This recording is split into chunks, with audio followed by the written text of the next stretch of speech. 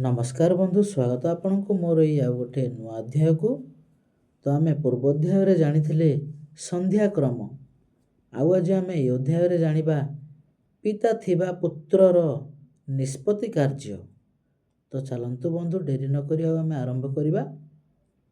पिता थिबा पुत्रर निष्पत्ति कार्य। दर्श श्राद्ध, गया श्राद्ध, स्तील तर्पण मेवत, न जीवत पितृको भूप कुर्यात, कृताधमावपुयात। बही पुराण।